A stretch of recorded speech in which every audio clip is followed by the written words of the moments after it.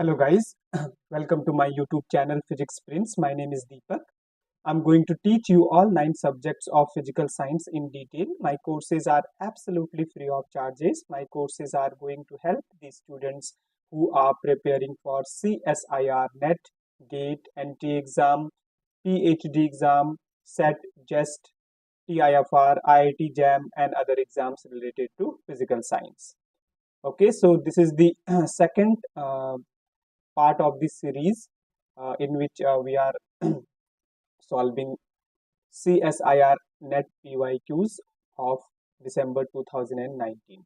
Okay, and also guys, I would like to inform you that I have already completed CSIR NET Physics PYQ of June 2019 in 11 lectures, so you can watch that as well.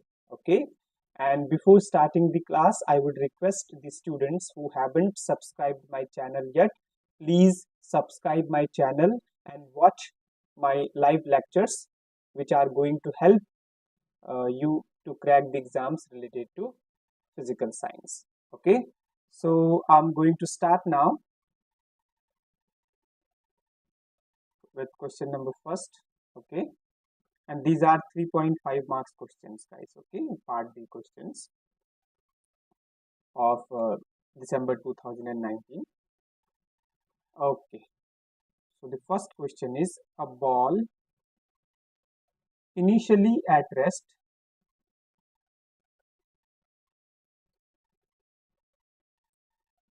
initially at rest is dropped from a height h is dropped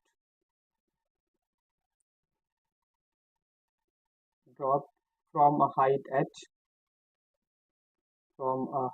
h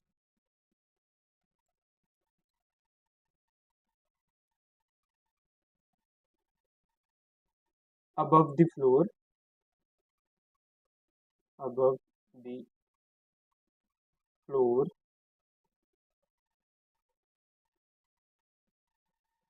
bounces again and again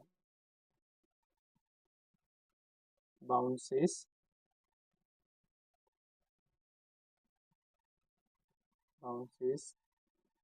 again and again vertically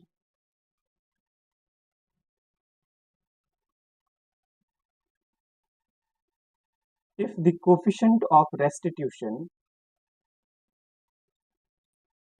if the coefficient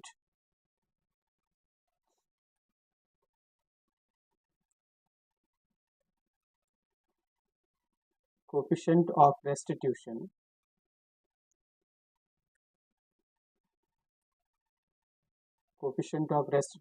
between the ball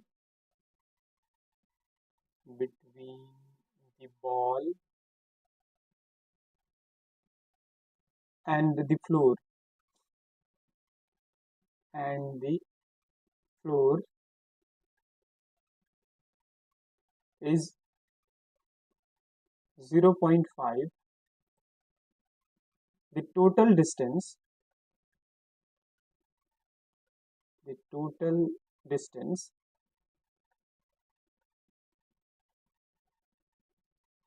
traveled by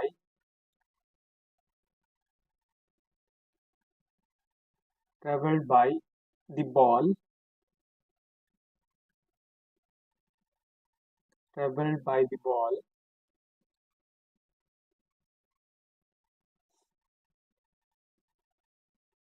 before it comes to rest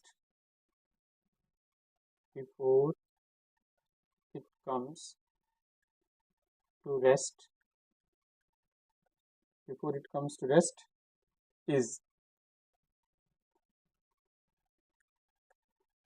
options are 8h upon 3, option B is 5h upon 3, option C is 3h and option D is 2h. Okay, so this is question from classical mechanics. Okay, so a ball initially at rest is dropped from a height h. Okay, from height h, that ball is dropped above the floor, on the floor. Okay, bounces again and again vertically. Okay, so it bounces again and again vertically. If the coefficient of restitution between ball and the floor is 0.5, the total distance traveled by the ball, okay, total distance traveled by the ball before it come to rest is. Okay, so very good question. I'm going to solve it. So first, uh, like ball is, this is the ball. Okay, and this is floor. Okay, and ball is dropped from floor. Okay, here, and height is h. Okay, right. So first we'll write the velocity of ball. Okay, the velocity of ball just before striking the floor. Okay, that's we'll find. So that is going to be by equation of motion. We'll find that equation of motion is v square equal to u square plus 2 2gh, right? Okay, so v square, so the value, so v square is going to be, okay, that is going to be u square. The initial velocity is 0 of the ball, right, and that is dropped just before striking the floor, hitting the floor, just before hitting the floor. The velocity we need to find, right? With this equation we'll find. So v square is going to be, this velocity is 0 into 2g. G is downward, right? So g will be positive, and h is the height. Okay, so value of v just before hitting the floor is going to be root 2gh, right? Now if coefficient of restitution is given, okay, coefficient of restitution is given. Okay, e is given, coefficient of restitution is denoted by e, and that is given 0.5, or we can say 1/2. Okay, so e is given. Now now we'll find velocity after hitting the floor, right? So but before that I'll write like that. Okay, so coefficient of restitution is, e is, the formula of e is velocity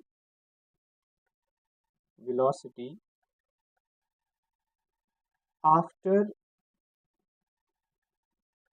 hitting the ball, hitting the floor. Okay,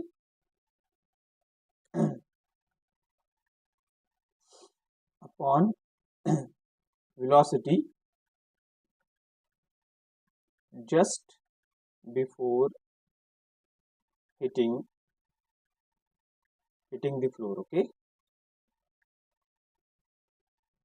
so this is going to be, so velocity after hitting the floor, suppose that is v1. Okay, v1, so that is going to be our v1. So we can write it equal to v1 upon v. V is given, right? So that implies velocity after hitting the floor is going to be e into root 2gh. Okay, this is one, right? And we have to find out. So we have just drop the ball, right, and that will bounces back again and again on the floor vertically, right? And but after some time that will come to rest, right? So what we need to find, we need to find the total distance traveled by the ball before it bounces, before it comes to rest. Okay, so total distance we need to find out. So this is the velocity after hitting the floor. Okay, so now we have v1. So we'll find height h1. Okay, so after, suppose after hitting, we have dropped this ball here, right, and then it hit the floor, and after hitting, the ball goes to this height h1. Okay, and then this ball comes to again down. Okay, again down.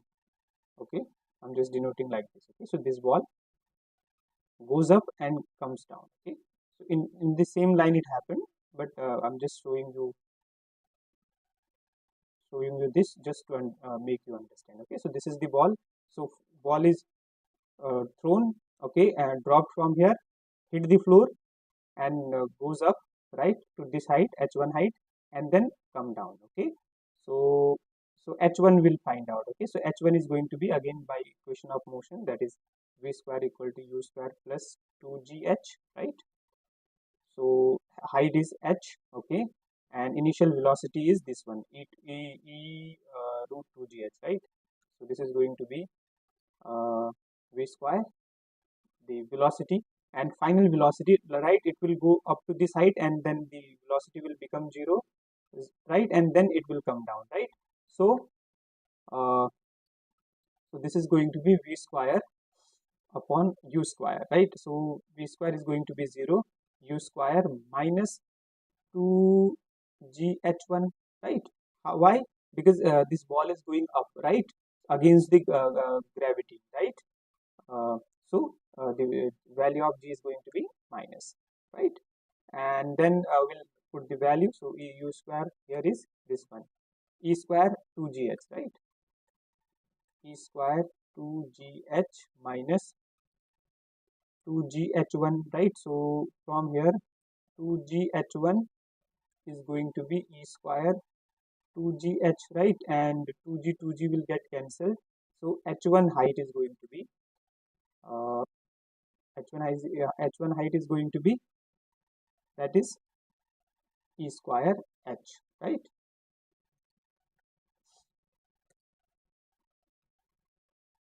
E square h. Okay, so this height is e square h, right? And then the velocity of this ball is will be 0 here. Okay, and then it will come to rest again. From here it will again bounce back, it will go up to this height, then it will come down. Similarly this house and come out, and then this it will do, and at last it will come to rest, right?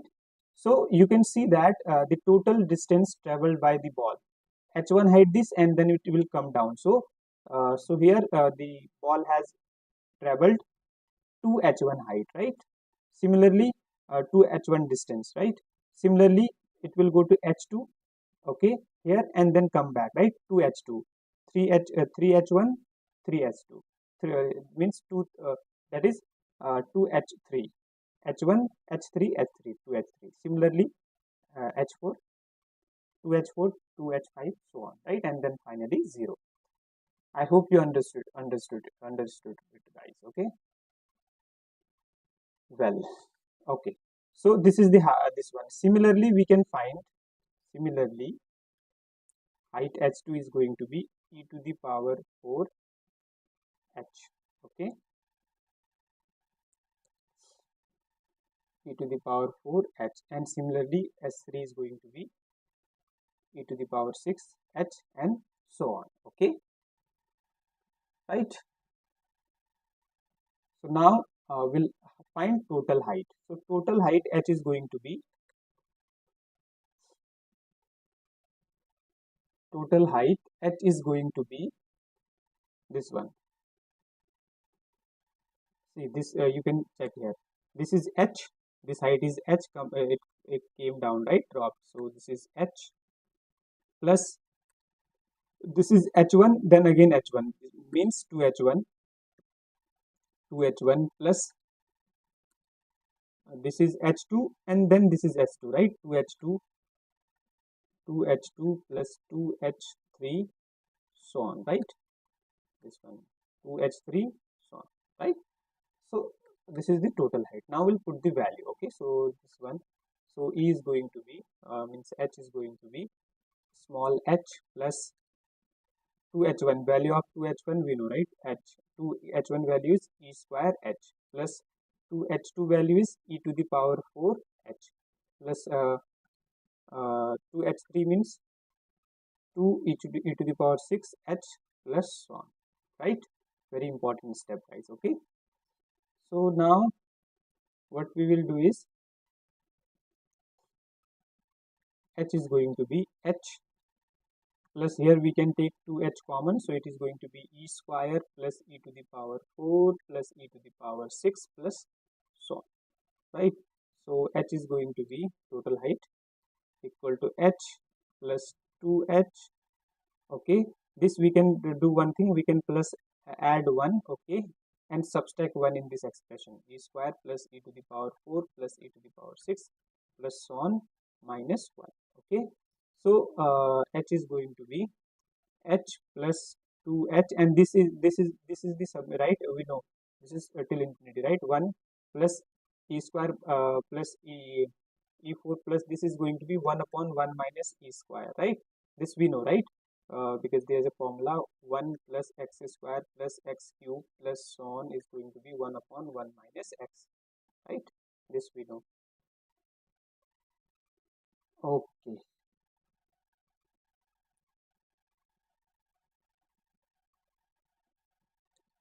so e square minus 1 is this, and minus 1 is also there, minus 1, because we have added 1 and subtracted 1. Okay, so h is going to be h plus 2h into 1 minus 1. Just wait. So this is going to be,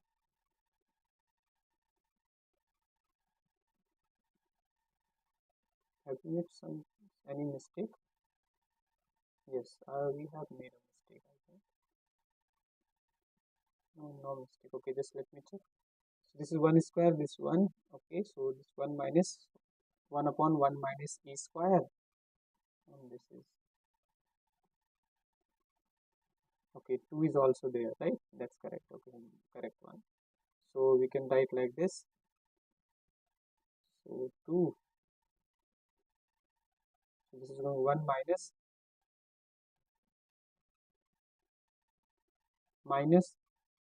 1 minus e square upon 1 minus e square, right?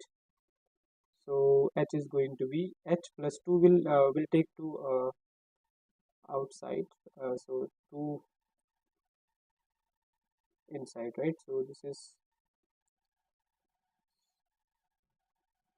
going to be like this.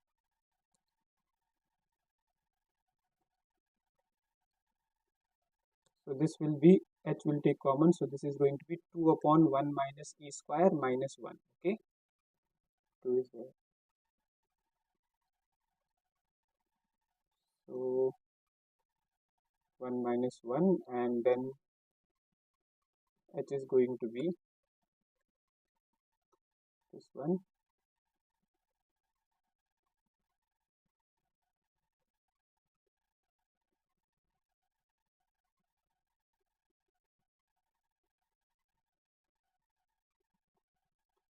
So this value will be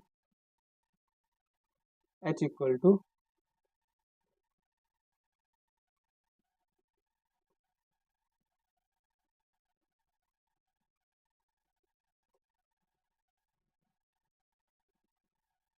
this one, h equal to h into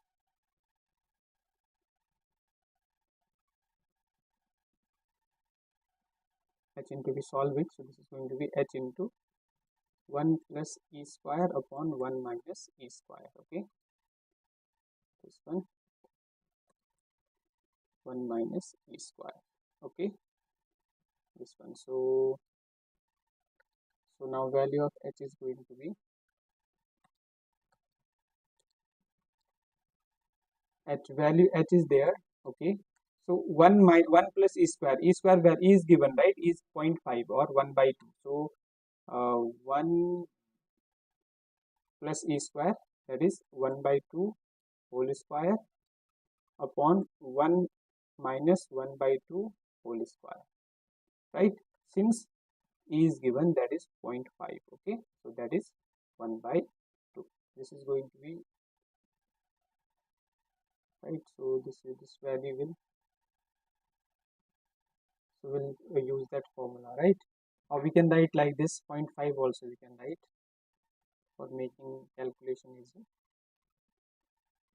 So h is going to be h into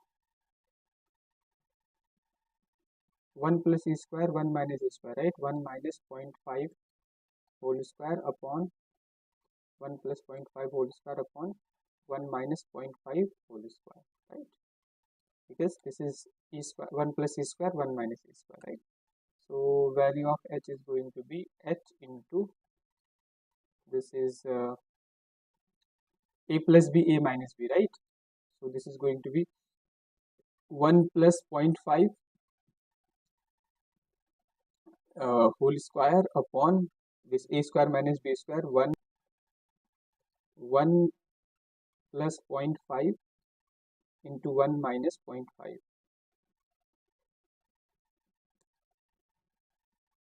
1 minus 0.5. Okay, so h is going to be h into, this will get cancelled, right? 1 plus 5 will get cancelled, so 1 plus 0.5, 1 plus 0.5 upon 1 minus 0.5, 1 minus 0.5. Okay, so this is going to be h into 125 upon 75, 125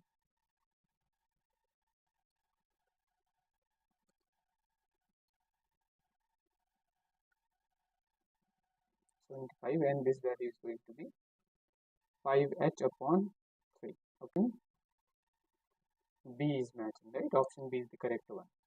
Option B. Option B is this one. 5h upon 3, right? 5h upon 3. So this is the answer, guys. Next question.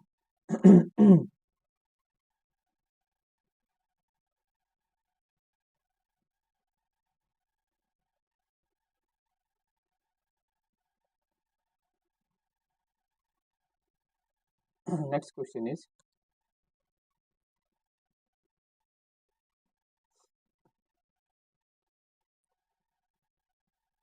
two spin half fermions. Question 2. Two spin half fermions. Two spin half fermions. Two spin half fermions of mass m of mass m known to be in a spin triplet state, spin triplet state, triplet state, the ground state energy, ground state energy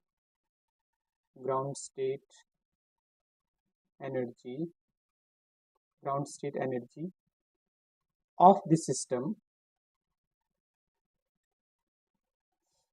ground state energy of the system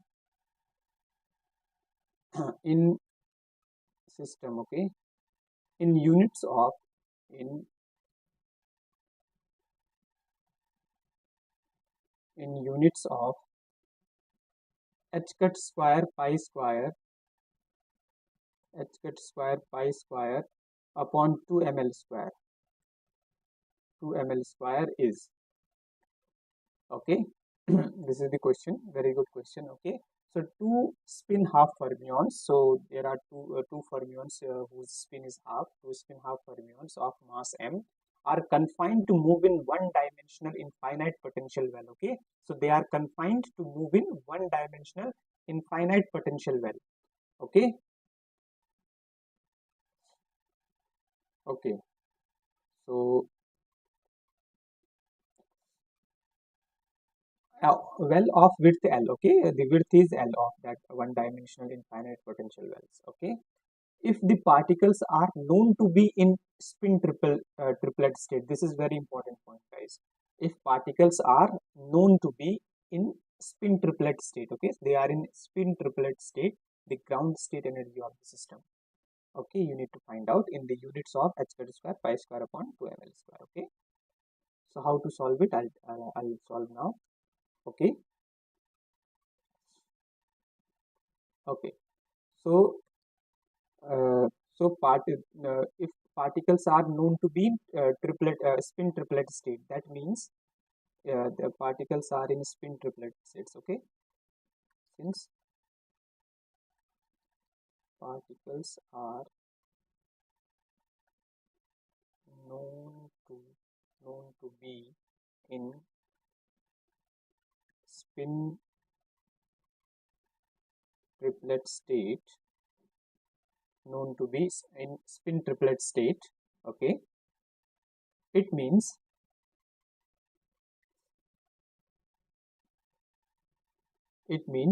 n equal to 1 and n equal to 2. Okay, so one particle, it means the one particle is in state n equal to 1 and one particle is in state n equal to 2. We can write this in language.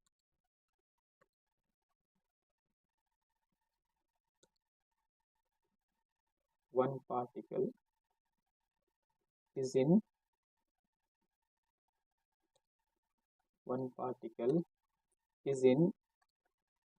state n equal to 1 and second particle is in state n equal to 2. Okay, and that's the particle known to be in spin triplet state. Okay, so first particle is in n equal to 1 state and the second is in state n equal to 2. Okay, so now so ground state energy configuration is, or ground state energy of system is, so therefore ground state energy of the system is going to be this one. This is 1 square plus 2 square, okay, n equal to 1 and n equal to 2. Okay, 1 square plus 1, and this 1 square plus 2 square pi square h cut square upon 2 ml square. Okay, 2 ml square. So this is going to be 2 to the 4 or 2 to the 4 and 1 5, right? 5 pi square h cut square upon 2 ml square. That is the, okay, so this is the energy, guys. Okay, 5 pi square h cut square upon 2 ml square. So which option is matching? Okay, I haven't written the options, right? So this option is the correct. So this is the correct answer, guys. Okay, so 5 pi square h cut square upon 2 ml square. 2 ml square. Okay, so because they are in spin triplet state, so first particle is n equal to 1 state, second is n equal to 2 state. So energy is going to be n1 square plus n2 square pi square h cut square upon 2 ml square. So this is 1 square plus 2 square pi square h cut square upon 2 ml square. That is 5 pi square h cut square upon 2 ml square. Okay, okay, guys. So next question. Question number third. Question number third is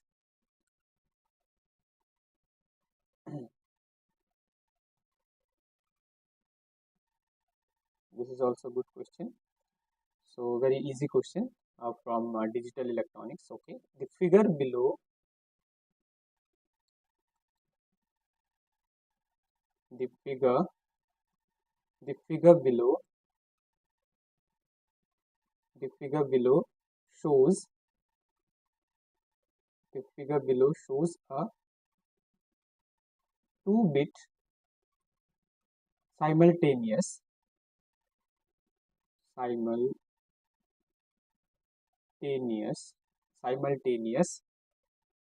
analog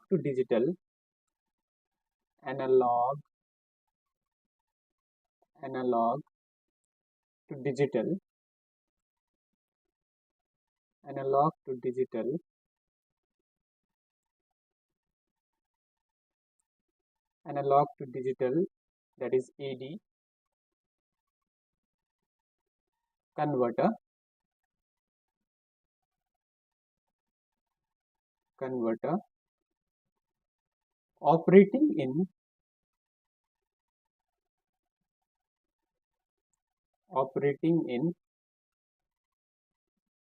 the voltage range,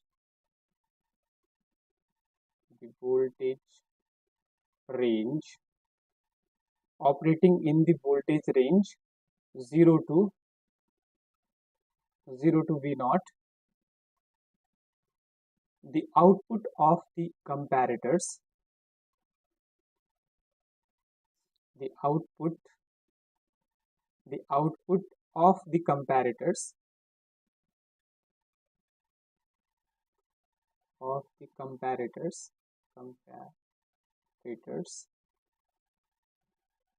output of the comparators are C1, C2 and C3 with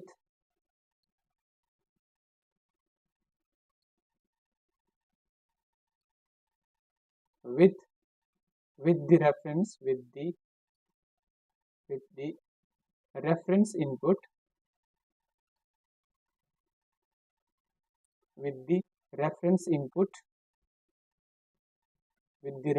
inputs V naught by 4, V naught by 2, and V naught 3 V naught by 4 and 3 V naught by 4 respectively.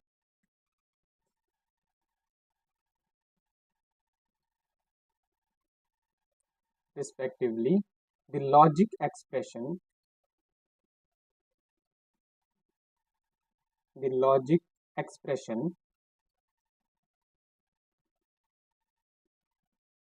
logic expression for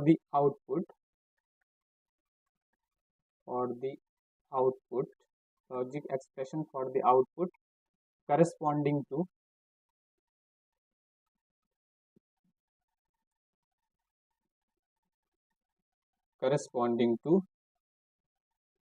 the less significant bit is okay. So I'll make a diagram, then it will be clearer to you. Okay, let me just note down this options as well: C1, C2, C3. Option B is C2,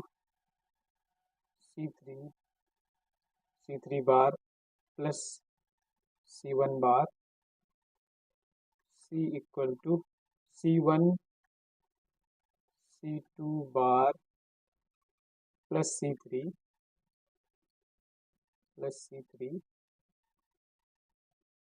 Option D is C2, C3 bar plus C2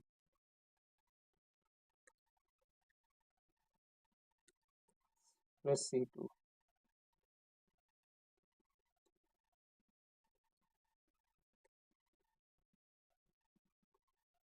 Okay, so this is the question, and I'll make a figure first and then I will explain it. So figure is this one: comparators.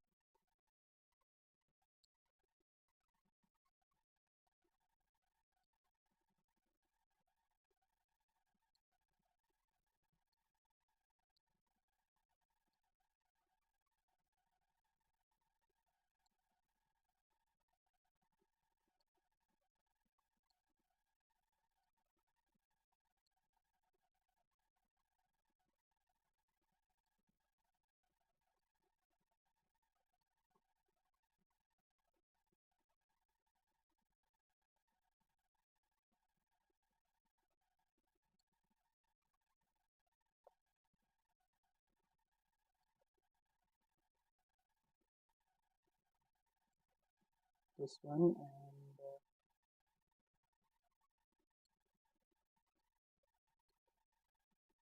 these are input voltage. This is 3 V0 by 4, this is V0 by 2, and this is V0 by 4. Okay, and this is analog input, analog input, analog input. Okay, and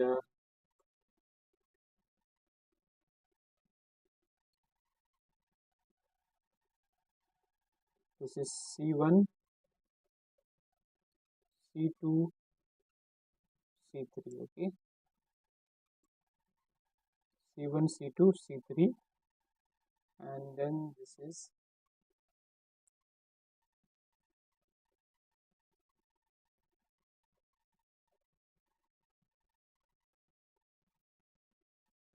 this one, coding network, coding network plus read gate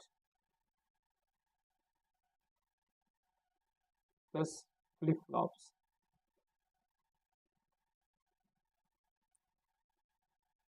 Flip-flops.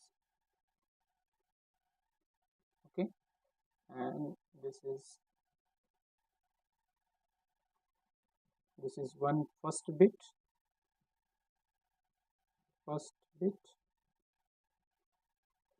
and this is second bit. Okay, so this is the diagram which is given. Okay, now I'll read the question.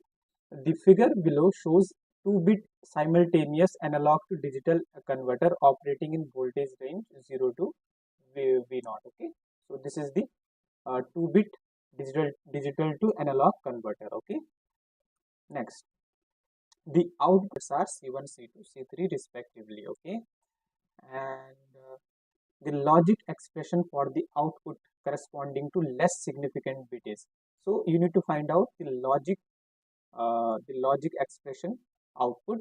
Okay, for less digit output for less significant bit you need to find out. Okay, okay, so this is the one, and these are the options.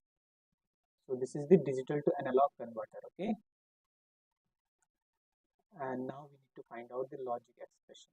Okay, so these are the comparator, and this is analog, and this is 2-bit comparator, 2-bit digital to analog comparator. Okay,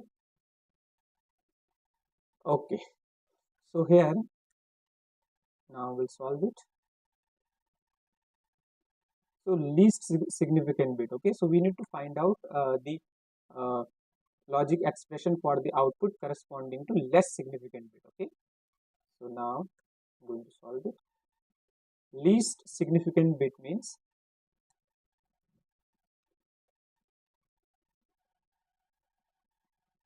less significant bit or least significant bit. Least significant bit is least significant bit is 0, 1. Okay, that is least significant bit is 0, 1. Okay, so that is C1 will be selected. Okay, this one, C1, least significant bit. Okay, that is C1 will be selected. C1 will be selected. C1 will be selected, and C2 equal to 0 and C3 equal to 0. Okay, so least significant bit is 0, 1, and that means C1, that is this one. Okay, C1 will be selected, and value of C2 and C3 will be 0, right? Now from the options we can select correct option. Okay, so for this, now you can see for so output is going to be, output should be C1, right? Because here C1 will be selected. Okay, only C1, because for least significant bit C1 will be selected, so only C1 will be selected, and C2, C3 will be 0. So we'll check the output, and if the output is C1, then that would be the correct option. Okay, so here we'll check this option, that option number, this one, option C will check. Okay, so option C is C1, the output is given C1 C2 bar plus C3. Okay, so this is given. Okay, so from here you can see C1 is C1, right? Only C1 will be selected. So C1 is 1. So we'll write C1 and C2 bar.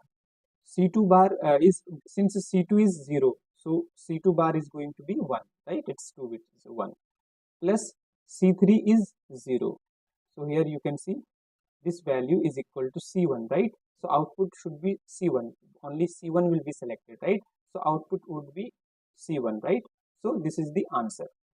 And if we check the rest of the options, those are not correct, right? Here, if C1, C2, this value is going to be 0. If we'll select this, this is going to be 0 into 1 plus C1 bar 0. This is also not correct.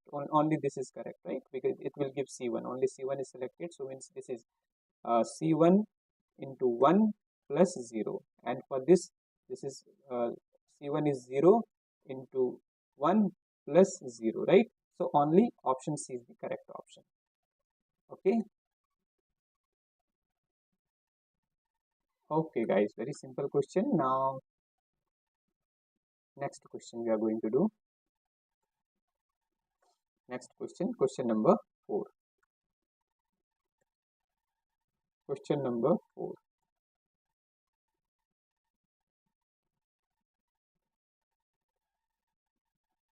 Question number 4 is, it's a good question, guys, and simple question. Question number 4 is, the YZ plane, the YZ plane, the YZ plane at x equal to 0. So we're talking about YZ plane where x is 0, right? Carries a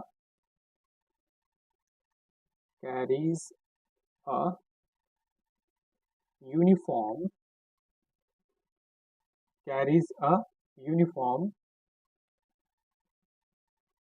surface charge density,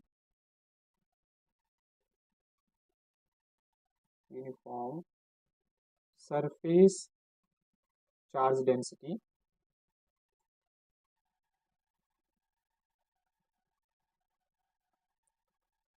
YZ plane at x equal to 0 carries a uniform surface charge density, that is sigma. Okay, a unit point charge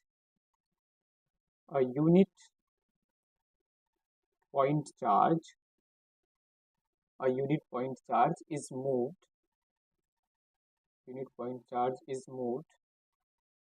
from a point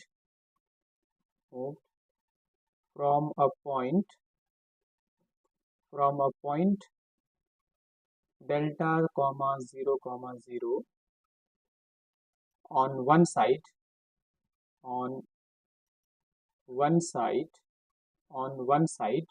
of the plane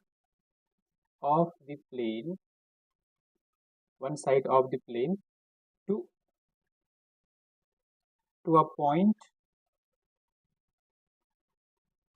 minus delta 0 on the other side,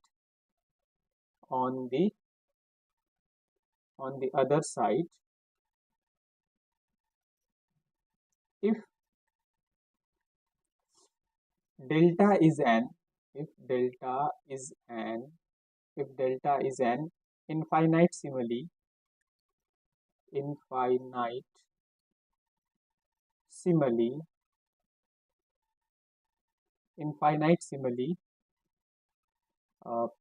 small positive number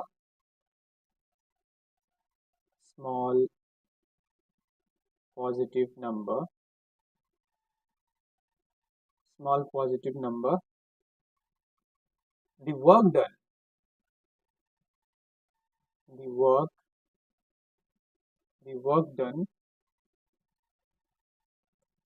done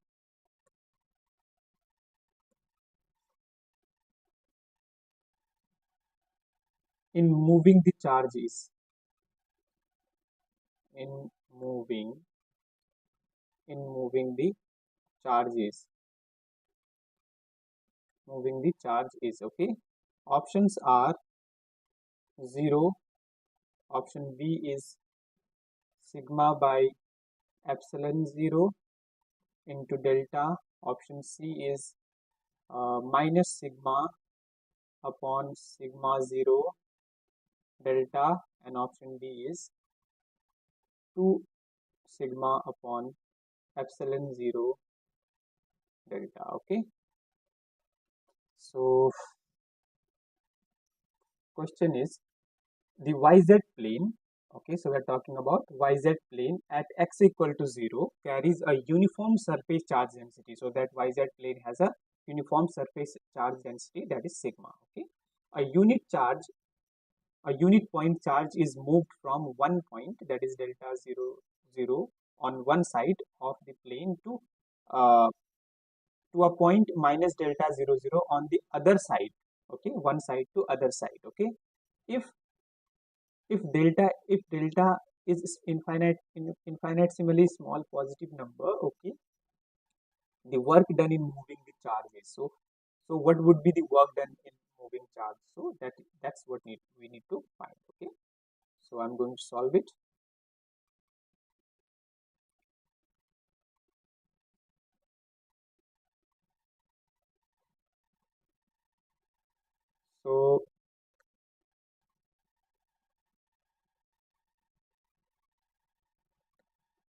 So work done, we know work done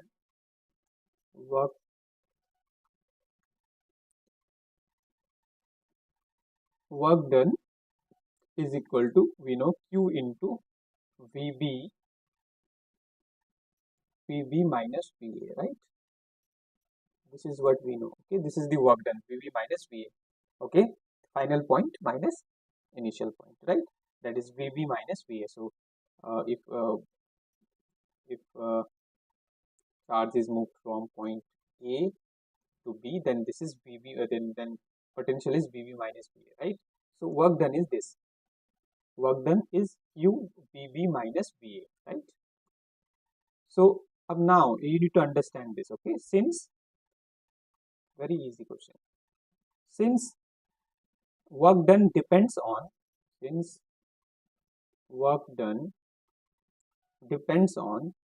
we can see the work done is depends on potential difference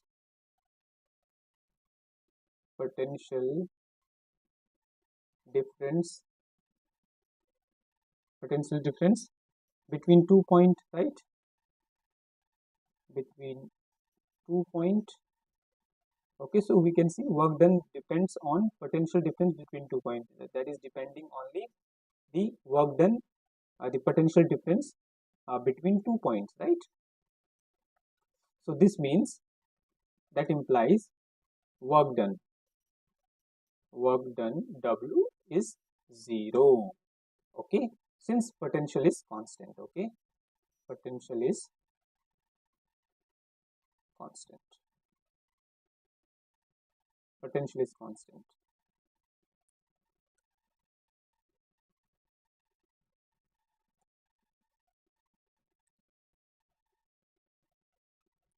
Because that sheet is uniformly so there the sheet is, right, carries uniform surface charge density. Okay, and and and and the potential is going to be constant throughout the sheet, right?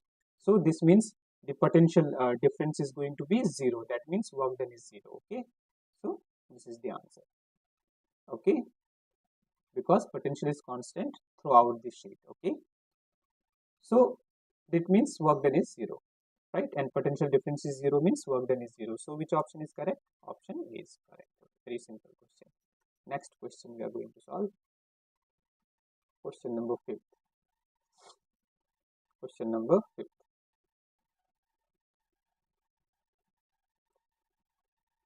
Question number 5 is,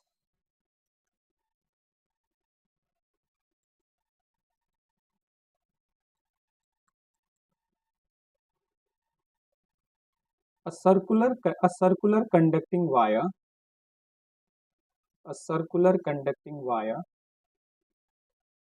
a circular a circular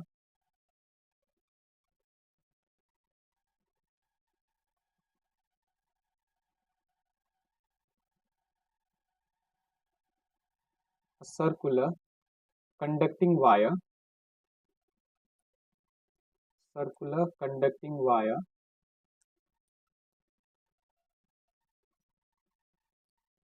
circular conducting wire, circular conducting loop, wire loop is placed is placed is placed to placed close to a solenoid, placed closed placed close placed close to a solenoid, to a solenoid solenoid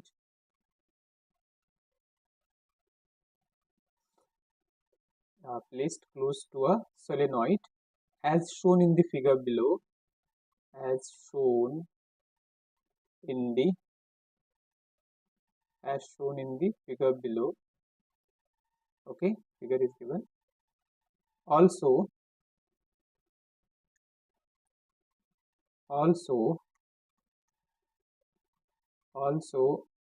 shown is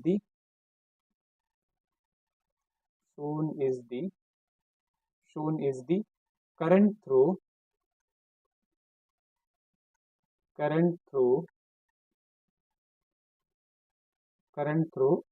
the solenoid,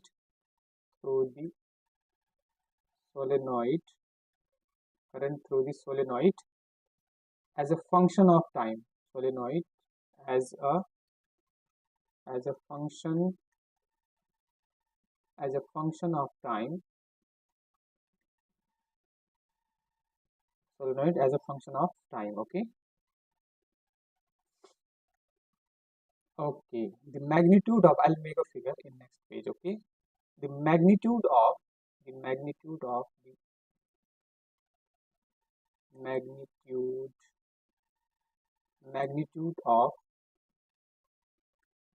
IT mod, okay, of the induced current of the induced current of the induced current of the induced current of the induced current in the wire, in the wire loop.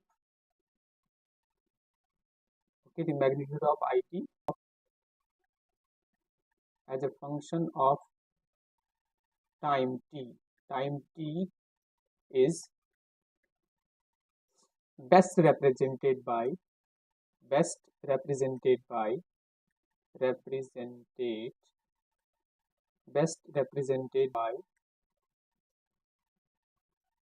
best represented as, right? So we need to find, first I'll make a figure. So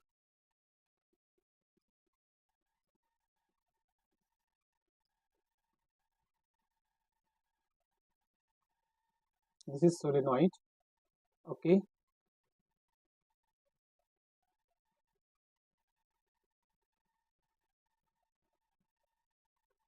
okay, input current, this is input current, and this is the loop, guys. Okay, this is the loop, circular loop. Okay, and there's a graph is also given. These are straight lines, guys. Okay, so this is like this.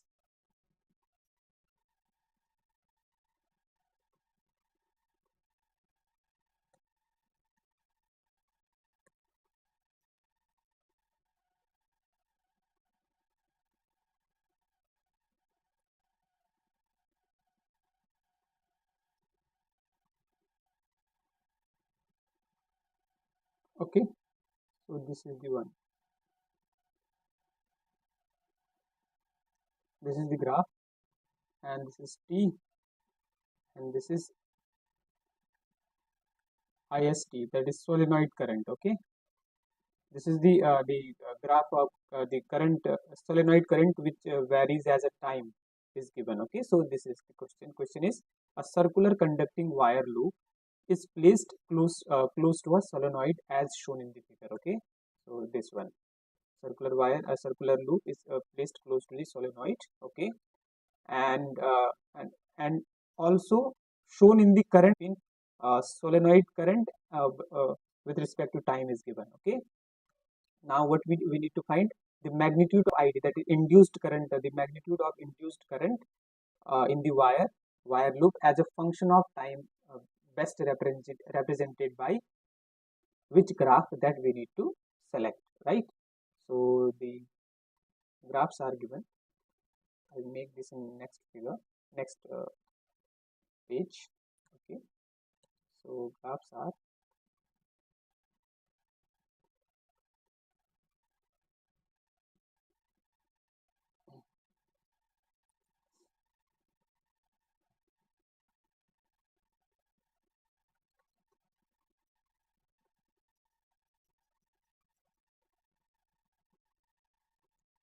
first graph is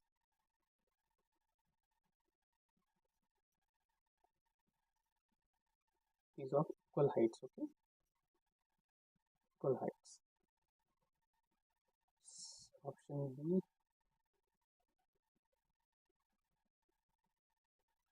is given like this.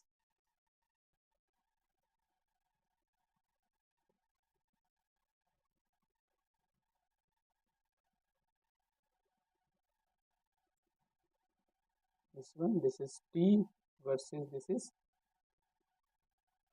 IT, mod IT. Okay, T versus mod IT,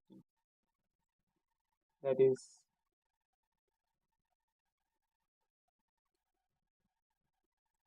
mod IT. Okay, option C is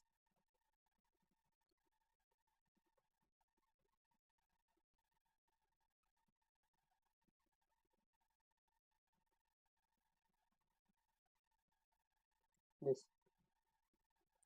Option D is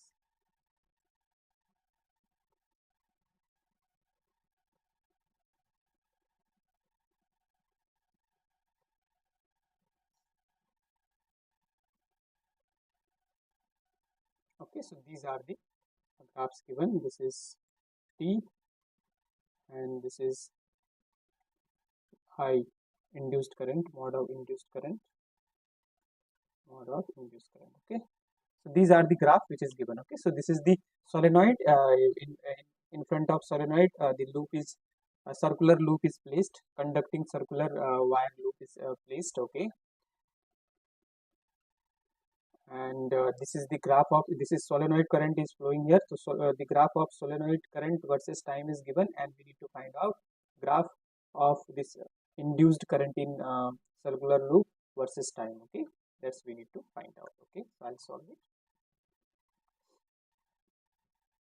So we know induced EMF formula, right? So induced EMF, because here is, so because current is flowing here, and due to that the current will get induced in this circular loop. Okay, this is circular. Okay guys, it is not looking circular in the figure, but this is circular. Okay, so circular loop and current, because of this solenoid, current is induced here, right?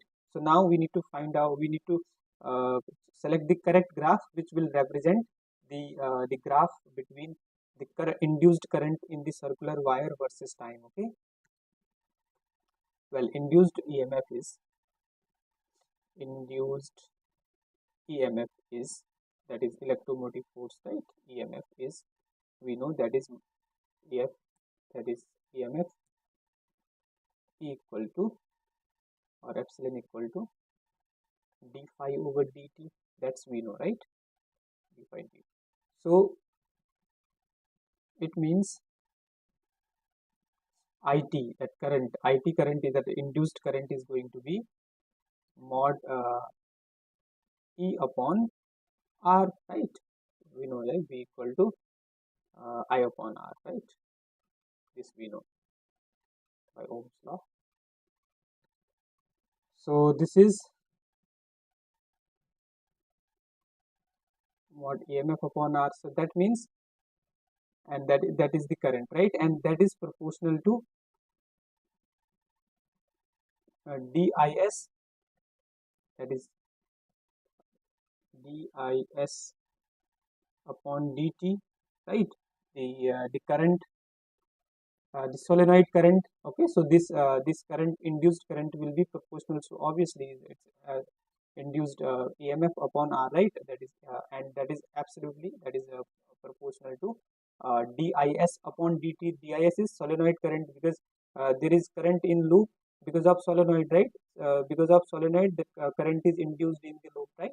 So so uh, so IT is going to be proportional to DIS upon dt, right? That is solenoid current is proportional to solenoid current. Okay, so this means so when current increases, it means when, obviously when uh, IT increases, IT means induced current. When induced current will increase,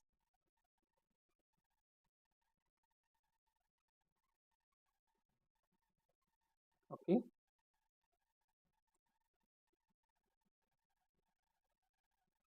okay, so when that solenoid current, okay, that solenoid current, this current increases, when current in solenoid,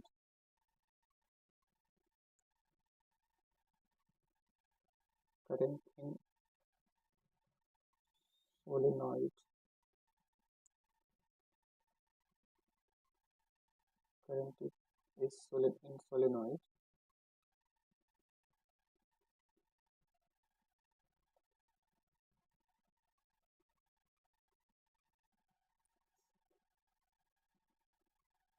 in solenoid, current in solenoid, when current in solenoid increases, IT will increase, IT will, all that induced current will also increase, right?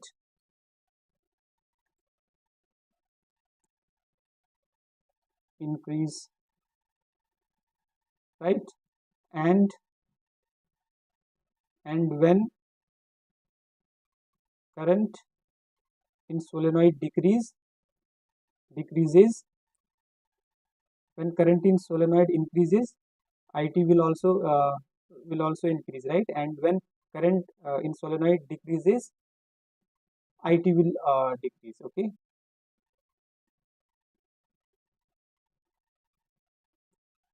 current decreases,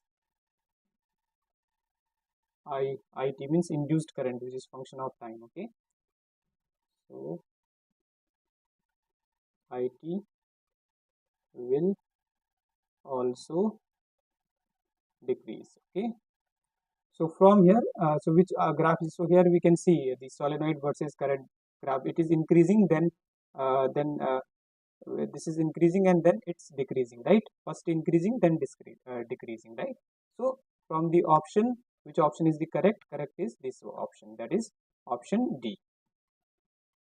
Okay, option D is the correct option, guys, because here you can see current increases and then decreases, right? Here you can see current increases and then decreases. So this option D, option D represents the best. This is the best graph for uh, induced current versus time. Okay, okay, guys.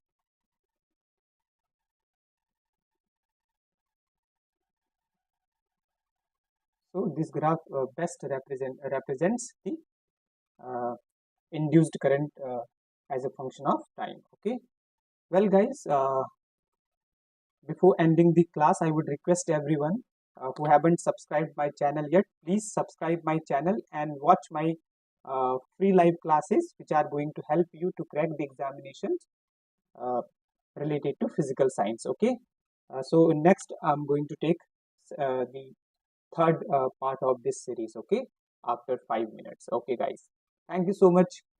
Bye now.